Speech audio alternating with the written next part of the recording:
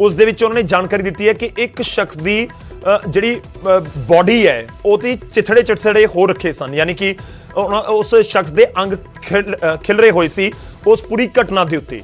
तो उस शख्स की मौत की तस्दीक हो चुकी है, पर दूजे पासे एक खदशा जताया जा रहा है, एक खदशा जताया जा रहा है कि कोई सुसाइड बॉम्बर है या फिर उसके नेड़े कोई शख्स सी जिसकी ये मौत हो गई, या जो असीं पहलां भी जिक्र कर रहे सी कि जिस शख्स दे वल्लों इस बंब नूं लिआंदा गया उत्थे जिसने प्लांट करना सी कि वो वॉशरूम दे विच जाके इस नाल कोई इसनूं ऑन करन दी कोशिश कर रहा सी या कोई छेड़खानी करन दी कोशिश कर रहा सी कि उस समय ही ब्लास्ट हो गया कि वॉशरूम दे विच तां रखना ही नहीं सी, होर किसी थां दे उत्ते रखना सी और उस तो पहलां ही ब्लास्ट हो गया कि इस तरीके नाल होया। ये भी एक जरूर एंगल है ना, या फिर उस शख्स दे वल्लों वो सुसाइड बॉम्बर ही सी। जो सुसाइड बॉम्बर सी तां फिर वो वॉशरूम दे विच जाके क्यों ब्लास्ट करेगा, ये भी वड्डा सवाल है। ते दूजे पासे कि बाकी जिहड़े मैटल डिटेक्टर्स ने वो काम नहीं कर रहे सी। खैर इस सब दे विचाले तुहानूं दस दईए पूरे पंजाब दे विच अलर्ट जारी कर दिता गया। अलर्ट दे उत्ते पंजाब दी जनता नूं खुद होना होएगा। अज ये बार-बार असीं अपील कर रहे हैं कि अख कान खुले रखो। जे तुहानूं लगदा है कि कोई शक्की सरगर्मी तुहाडे आले दुआले है तां फिर जाके पुलिस नूं दसो। अज सानू पंजाबियों नूं एकजुट होने की लाजमी तौर पर जरूरत है ताकि अजिही कोई घटना दोबारा ना वापरे।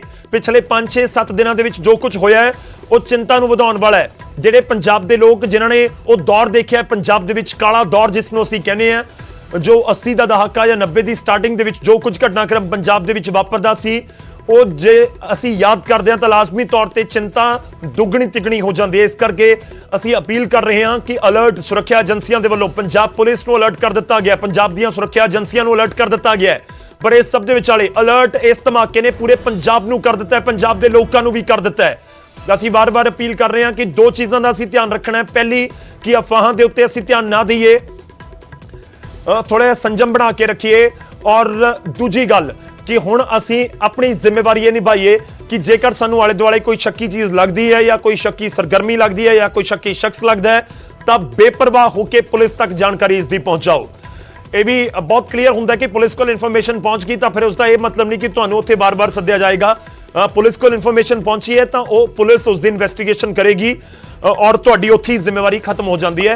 तुहाडी जिम्मेवारी बस इन्नी ही है कि तुसी इस पूरे मामले दे विच जरूर खुद हाई अलर्ट दे उत्ते रहो। कोर्ट कंपलैक्स की दूजी मंजिल के उत्ते पूरा ब्लास्ट होया। थोड़ी देर दे सीएम चन्नी लुधियाना पहुंचणगे, पुलिस के बड़े अधिकारी मौके के उत्ते पहुंच चुके हैं। लुधियाना धमाके तो बाद पंजाब दे विच हाई अलर्ट कर दिता गया। लुधियाना कोर्ट के विच धमाके तो बाद यह अलर्ट जारी किया गया। तो दोपहर के 2 बज रहे हैं। जिहड़े हुणे दर्शक साडे नाल जुड़े ने उन्हां दे लई इस समय वड्डी जानकारी है, वड्डी खबर लैके असीं आए हां। गूगल मैप के जरिए तुहानूं दिखाउण दी कोशिश करांगे कित्थे धमाका होया है। ये तस्वीर गूगल मैप के जरिए भी दिखा रहे हैं कि आखिर कोर्ट कंपलैक्स कित्थे है। लुधियाना दे विच बहुत भीड़ भाड़ वाला इलाका, पूरी आबादी आले दुआले तुहानूं नजर आउंदी है। कोर्ट कंपलैक्स दे विच पहलां ही बहुत भीड़ हुंदी है, सानूं सारिआं नूं पता है। ते उत्थे पूरा धमाका वापरिया है, उत्थे धमाका होया है। जिहड़े हुणे साडे नाल दर्शक जुड़े ने उन्हां तक पूरी जानकारी पहुंचा दी है जो लुधियाना दे विच वापरिया। लुधियाना दे विच अज 12:20 के करीब लुधियाना दी कोर्ट कंपलैक्स दे विच धमाका होया है और यह धमाका तुहानूं दस दईए कि तीजे फ्लोर के उत्ते दस्सिया जा रहा है। बाथरूम दे विच धमाका होया कोर्ट कंपलैक्स की पुरानी बिल्डिंग दे विच। लुधियाना वासी जानते हैं उत्थे 2 बिल्डिंग्स ने, एक नवी बिल्डिंग एक पुरानी बिल्डिंग। पुरानी बिल्डिंग दे विच धमाका होया और तुहानूं भी दस दईए कि जिहड़ा जो जानकारी मिल रही है 2nd फ्लोर 3rd फ्लोर का जिक्र लगातार हो रहा है। तो उस धमाके दे विच बाथरूम दे विच एक धमाका होया ते हुण तक जो सानू जानकारी मिल रही है कि 2 लोगों की मौत हो गई है, 3 लोग जख्मी हुए हैं जिन्होंने हस्पताल दे विच रैफर करवाया गया। इस पूरे मामले दे विच की थोड़ी जी राहत की खबर रही, हालांकि 2 लोगों की मौत बहुत अनफॉर्चुनेट है, पर इस दे विच थोड़ी जी राहत की गल यह रही कि अज वकीलों की हड़ताल सी उत्थे। जो सानू जानकारी मिल रही है कि वकीलों की हड़ताल होने की वजह के नाल कोर्ट कंपलैक्स दे विच उन्नी ज़्यादा भीड़ नहीं सी जिन्नी आम दिनों के विच हुंदी है, क्योंकि जे वकील हड़ताल के उत्ते जाणगे तो बहुत सारे केसिस दे विच अगे की तारीख पा दी जाती है। इस करके जिहड़े लोग हुंदे ने जिन्हां दे मसले अदालतां दे विच हुंदे ने वो भी नहीं पहुंचते, और जे पहुंचते भी नहीं तो उत्थों ही अपने वकील के चैंबर तो ही मुड़ जाते हैं। उन्होंने पता लगता है कि अज तो सुनवाई नहीं होएगी तो अज अपनी हाजिरी लवा के असीं वापस चले जाइए। तो गड्डियां दे भी परखच्चे उड्डे ने, हेठां गड्डियां खड़ियां ने। 2nd फ्लोर 3rd फ्लोर के उत्ते पूरा धमाका होया ते ਕਿੰਨੀ ਜ਼ਿਆਦਾ ਉਸ ਦੀ ਧਮਕ ਤੁਸੀਂ ਕਹਿ ਸਕਦੇ ਹੋ ਜਿਹੜੀ ਪਈ ਹੈ। ਨੀਚੇ ਜਿਹੜੀਆਂ ਗੱਡੀਆਂ, ਹੇਠਾਂ ਜਿਹੜੀਆਂ ਗੱਡੀਆਂ ਖੜੀਆਂ ਹੋਈਆਂ ਸੀ, ਉਹਨਾਂ ਦੇ ਵਿੱਚ ਵੀ ਜਿਹੜਾ ਨੁਕਸਾਨ ਪਹੁੰਚਿਆ, ਕੁਝ ਮਲਬਾ ਉੱਥੇ ਤੱਕ ਪਹੁੰਚਿਆ, ਕਈ ਲੋਕ ਜ਼ਖਮੀ ਹੋ ਗਏ ਨੇ। ਇੱਕ ਇੱਕ ਕਰਕੇ ਤਸਵੀਰ ਤੁਹਾਡੀ ਟੀਵੀ ਸਕਰੀਨ ਦੇ ਉੱਤੇ, ਪਰ ਜਿਹੜੀ ਬਿਲਡਿੰਗ ਦੇ ਅੰਦਰੋਂ ਤਸਵੀਰਾਂ ਆਈਆਂ ਨੇ ਉਹ ਸਭ ਕੁਝ ਬਿਆਨ ਕਰ ਰਹੀਆਂ ਨੇ ਕਿ ਕਿੰਨਾ ਜ਼ਬਰਦਸਤ ਇਹ ਬਲਾਸਟ ਸੀ। ਕਿਉਂਕਿ ਦੀਵਾਰ ਜਿਹੜੀ ਹੁੰਦੀ ਹੈ ਮਜ਼ਬੂਤ ਦੀਵਾਰ ਨਜ਼ਰ ਆ ਰਹੀ ਹੈ, ਔਰ ਦੀਵਾਰ ਐਵੇਂ ਲੱਗ ਰਿਹਾ ਕਿ ਜਿਵੇਂ ਢਾਹ ਕੇ ਕੋਈ ਵੱਡਾ ਹਾਲ ਬਣਾਉਣ ਦੀ ਕੋਸ਼ਿਸ਼ ਕੀਤੀ ਜਾ ਰਹੀ ਹੋਵੇ।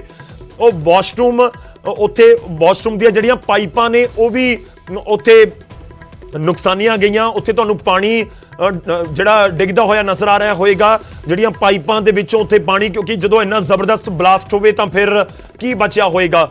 ਜਿਹੜੇ ਕੈਬਨਿਟ ਮੰਤਰੀ ਸਾਡੇ ਨਾਲ ਜੁੜੇ ਸਨ ਉਹਨਾਂ ਦੇ ਵੱਲੋਂ ਇਹ ਜਾਣਕਾਰੀ ਦਿੱਤੀ ਗਈ ਕਿ ਮੈਂ ਮੌਕੇ ਦੇ ਉੱਤੇ ਜਾ ਕੇ ਆਇਆ। ਭਾਰਤ ਭੂਸ਼ਣ ਆਸ਼ੂ ਜੀ ਇਹ ਕਹਿੰਦੇ ਹੋਏ ਨਜ਼ਰ ਆਏ ਕਿ ਮੈਂ ਮੌਕੇ ਦੇ ਉੱਤੇ ਜਾ ਕੇ ਆਇਆ, ਬਹੁਤ ਪਾਵਰਫੁਲ ਬਲਾਸਟ ਸੀ ਤੇ ਇੱਕ ਸ਼ਖਸ ਦੇ ਤਾਂ ਪਰਖੱਚੇ ਉੱਡ ਗਏ ਨੇ। ਇੱਕ ਸ਼ਖਸ ਤਾਂ ਇਸ ਤਰੀਕੇ ਨਾਲ ਲੱਗ ਰਿਹਾ ਕਿ ਉਸ ਦੇ ਅੰਗ ਖਿਲਰੇ ਪਏ ਸੀ ਉੱਥੇ ਮੌਕੇ ਦੇ ਉੱਤੇ ਹੀ, ਜਿਵੇਂ ਸਮੇਟਿਆ ਜਾਂਦਾ ਇਸ ਤਰੀਕੇ ਨਾਲ ਉਸ ਸ਼ਖਸ ਦੀ ਬਾਡੀ ਨੂੰ ਉੱਥੋਂ ਇਕੱਠਾ ਕੀਤਾ ਜਾ ਰਿਹਾ ਹੋਏਗਾ। ਉਹਨਾਂ ਨੇ ਇਹ ਵੀ ਖਦਸ਼ਾ ਜਤਾਇਆ ਕਿ ਜਿਸ ਤਰੀਕੇ ਨਾਲ ਸ਼ਖਸ ਦੀ ਹਾਲਤ ਹੋਈ ਹੈ ਤਾਂ ਇਹ ਲੱਗ ਰਿਹਾ ਕਿ ਸ਼ਾਇਦ ਉਹ ਸੁਸਾਈਡ ਬੰਬਰ ਨਾ ਹੋਵੇ, ਯਾਨੀ ਕਿ ਉਹ ਖੁਦ ਇਸ ਧਮਾਕੇ ਦੇ ਜ਼ਰੀਏ ਇਹ ਬਿਲਡਿੰਗ ਨੂੰ ਉਡਾਉਣ ਦੀ ਜਿਹੜੀ ਪਲੈਨਿੰਗ ਦੇ ਨਾਲ ਨਾ ਉੱਥੇ ਪਹੁੰਚਿਆ ਹੋਵੇ। ਹਾਲਾਂਕਿ ਬਹੁਤ ਇਨੀਸ਼ੀਅਲ ਹੈ। ਦੂਜਾ ਪੁਆਇੰਟ ਇਸ ਦੇ ਵਿੱਚ ਇਹ ਵੀ ਹੋ ਸਕਦਾ ਹੈ ਕਿ ਬਾਥਰੂਮ ਦੇ ਅੰਦਰ ਕਿਸੇ ਨੇ ਉਹ ਪਲਾਂਟ ਕਰ ਦਿੱਤਾ, ਉੱਥੇ ਰੱਖ ਦਿੱਤਾ ਤੇ ਕੋਈ ਸ਼ਖਸ ਉਸ ਦੇ ਨੇੜੇ ਪਹੁੰਚਿਆ ਤੇ ਉਸ ਤੋਂ ਬਾਅਦ ਉਹ ਬਲਾਸਟ ਹੋ ਗਿਆ ਤੇ ਉਸ ਸ਼ਖਸ ਦੇ ਪਰਖੱਚੇ ਉੱਡ ਗਏ, ਉਸ ਦੀ ਮੌਤ ਹੋ ਗਈ। ਕੌਣ ਉਹ ਸ਼ਖਸ ਹੈ, ਉੱਥੇ ਕਿਵੇਂ ਪਹੁੰਚਿਆ ਸੀ, ਹੁਣ ਤੱਕ ਇਸ ਦੀ ਵੀ ਕੋਈ ਜਿਹੜੀ ਜਾਣਕਾਰੀ ਹੈ ਉਹ ਨਹੀਂ ਪਹੁੰਚੀ ਹੈ। ਹੁਣ ਤੱਕ ਇਹ ਸਾਫ਼ ਨਹੀਂ ਹੋ ਸਕਿਆ। ਦੋ ਲੋਕਾਂ ਦੀ ਮੌਤ ਦੀ ਜ਼ਰੂਰ ਜਾਣਕਾਰੀ ਦਿੱਤੀ ਜਾ ਰਹੀ ਹੈ। ਥੋੜੀ ਦੇਰ ਦੇ ਵਿੱਚ ਲੁਧਿਆਣਾ 'ਚ ਮੁੱਖ ਮੰਤਰੀ ਚਰਨਜੀਤ ਸਿੰਘ ਚੰਨੀ ਵੀ ਪਹੁੰਚਣਗੇ। ਮੌਕੇ ਵਾਰਦਾਤ ਦੇ ਉੱਤੇ ਵੱਡੇ ਅਧਿਕਾਰੀ ਵੀ ਪਹੁੰਚ ਚੁੱਕੇ ਨੇ। ਮੈਂ ਬਾਰ-ਬਾਰ ਇਸ ਕਰਕੇ ਵੀ ਜਾਣਕਾਰੀ ਅਸੀਂ ਤੁਹਾਨੂੰ ਦੇ ਰਹੇ ਹਾਂ ਕਿ ਜਿਹੜੇ ਹੁਣੇ ਦਰਸ਼ਕ ਸਾਡੇ ਨਾਲ ਜੁੜੇ ਨੇ ਉਹਨਾਂ ਤੱਕ ਪੂਰੀ ਜਾਣਕਾਰੀ ਪਹੁੰਚੇ, ਬਜਾਏ ਇਸ ਦੇ ਕਿ ਤੁਸੀਂ ਕਿਸੇ ਸੋਸ਼ਲ ਸਾਈਟ ਤੋਂ ਜਾ ਕੇ ਕੋਈ ਜਾਣਕਾਰੀ ਲਵੋ ਔਰ ਤੁਹਾਨੂੰ ਕੋਈ ਕਨਫਿਊਜ਼ਨ ਹੋਵੇ। ਤਾਂ ਇਸ ਕਰਕੇ ਅਸੀਂ ਤੁਹਾਡੇ ਤੱਕ ਪੂਰੀ ਜਾਣਕਾਰੀ ਪਹੁੰਚਾਉਣ ਦੀ ਕੋਸ਼ਿਸ਼ ਕਰ ਰਹੇ ਹਾਂ। ਤਾਂ ਭਾਰਤ ਭੂਸ਼ਣ ਆਸ਼ੂ ਥੋੜੀ ਦੇਰ ਪਹਿਲਾਂ ਸਾਡੇ ਨਾਲ ਜੁੜੇ ਨੇ, ਉਹਨਾਂ ਦੇ ਵੱਲੋਂ ਇੱਕ ਵੱਡੀ ਜਾਣਕਾਰੀ ਦਿੱਤੀ ਗਈ ਹੈ। ਤਾਂ ਕੀ ਲੁਧਿਆਣਾ ਦੇ ਵਿੱਚ ਸੁਸਾਈਡ ਬੰਬ ਕੀਤਾ ਗਿਆ ਬਲਾਸਟ? ਲੁਧਿਆਣਾ ਕੋਰਟ ਕੰਪਲੈਕਸ ਦੇ ਵਿੱਚ ਸੁਸਾਈਡ ਬੰਬ ਬਲਾਸਟ ਦਾ ਖਦਸ਼ਾ ਹੈ। ਕੈਬਨਿਟ ਮੰਤਰੀ ਭਾਰਤ ਭੂਸ਼ਣ ਆਸ਼ੂ ਨਿਊਜ਼ 18 ਪੰਜਾਬ ਦੇ ਨਾਲ ਗੱਲਬਾਤ ਦੇ ਵਿੱਚ ਖਦਸ਼ਾ ਜਤਾ ਕੇ ਗਏ ਨੇ।